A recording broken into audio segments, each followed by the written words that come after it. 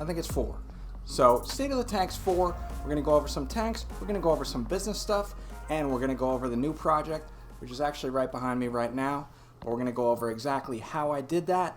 I know it doesn't look too crazy, but we'll get into it.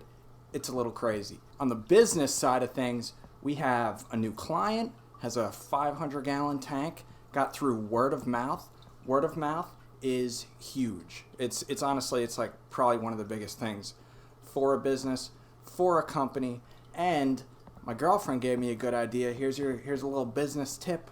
My girlfriend gave me a good idea to give the guy that got me the new client, the guy who did the word of mouth, give him a discount on his next service. So I did that, and he was super stoked.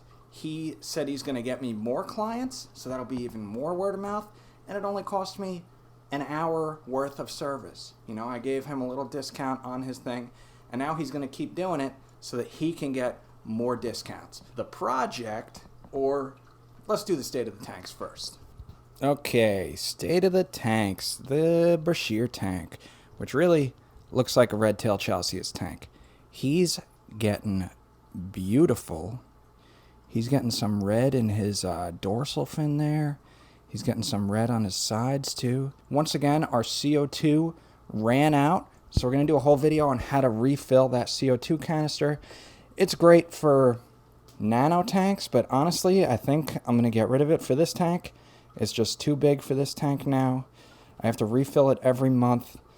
I should probably, it'd be cool if there was like a thing aside from the gauges that are in that cabinet that tell you when to refill it, like a reminder of some sort, because I keep forgetting to refill it, and now it's empty again, and the lights are on.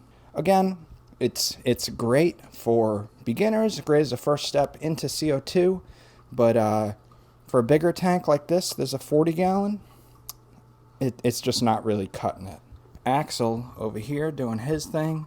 I think he's big enough to be moved into this tank now. Reef Tank's algae problem is a lot better. Still got some on the rocks, but it's pretty much all receded from the sand bed. Our sunfire mushrooms here, can't really see. You can see in the back there. The back two have now split into 2. The front one's probably going to split soon. See that shell right there? That is a conch that knocks all my corals over. If you're going to get a conch, I recommend not getting one if you have corals on the sand bed, because they knock all your corals over. Remember we used to have a hang-on-back filter there?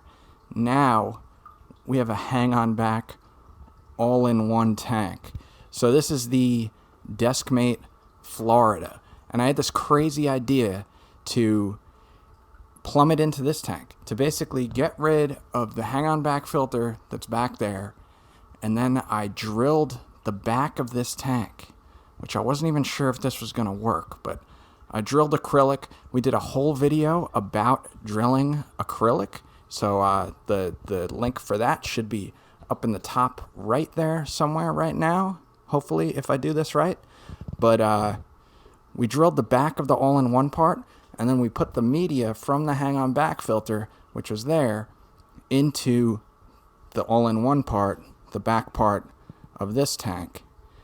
So now the water is flowing from the canister filter outlet that's right there, goes down there to the canister filter down there, which has a UV built in, and then flows back up into this tank, through the whole tank, through the back part, and then out and back into this tank. So it's all one system right now.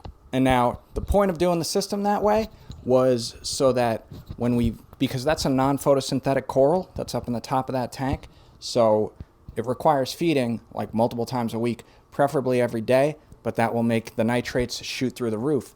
And when I had it in that tiny little jar, that's exactly what it was doing. So this way, I can shut off the canister filter, feed our non-photosynthetic white Telesto, and it'll keep the food in that same, single area without polluting the rest of the tank.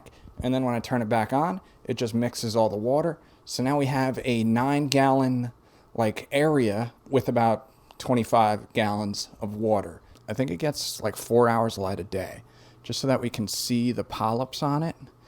But like I said, it's plumbed in there, and now I can feed this part of the tank and not feed that part, and basically keep the water cleaner, longer, and easier. There's also a few macroalgae in there, but they're not really doing much because they're red macros.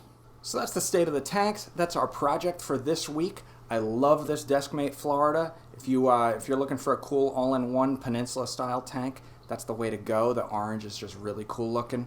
And give us a like and a subscribe if you like this video, and we will see you in the next one.